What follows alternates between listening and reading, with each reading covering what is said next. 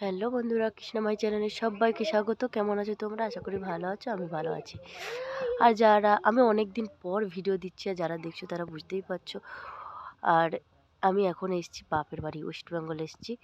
তো তাই আমি একটু ভাবলাম যে ওয়েস্ট বেঙ্গল আমার বাপের বাড়িতে কী কী সবজি হয়েছে সেটা তোমাদের সঙ্গে শেয়ার করব। তো ছোট্ট ভিডিও দেবো, পারলে সবাই দেখো। যাদের ভালো লাগবে আর যাদের ভালো লাগবে না দেখো না। তো লঙ্কা গাছ, আর এটা হচ্ছে টমেটো। টমেটো গাছ অনেক আছে, এখনো পাকেনি, টমেটো গুলো পাকেনি, হালকা হালকা পেকেছে সব। দেখো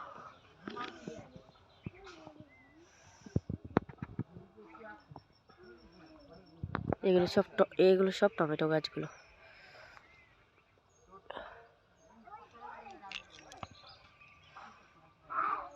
কুমড়ো, এখানে হয়েছে কুমড়ো, কাঁচা কুমড়ো সবজি কিন্তু ভালোই লাগে খেতে। এখানে একটা, ওখানে একটা, ওদিকে একটা হয়েছে, ভেতরে, এই ভেতরে। আর এগুলো ধনিয়া পাতা, ছোট ছোট, এটা ধনিয়া পাতা মনে হচ্ছে। আর এখানে আছে বাঁধাকপি, দেখো।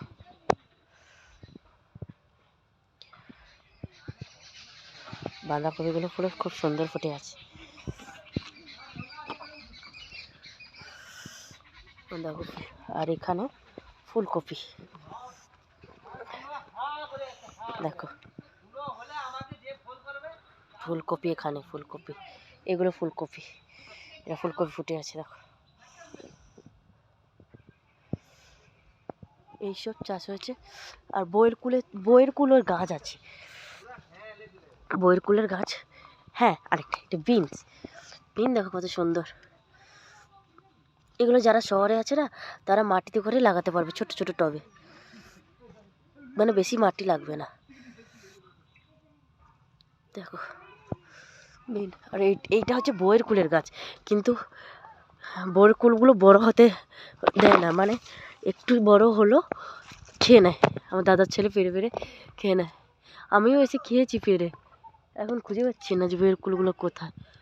সব তো খেয়ে নি, খুঁজে পাবো কোথায় বলো? নেই, সব শেষ। দেখো ফাঁকে রোদ্র ঝিকিমিকি করছে, কুল গাছের ফাঁক দিয়ে, একটাও কুল নেই। তো এটাই।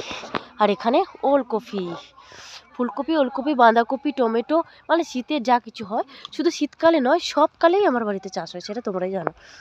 তো এটাই, আমি সামনে আসছি না, তো ওই ভিডিওটা দিলাম, পারলে দেখো।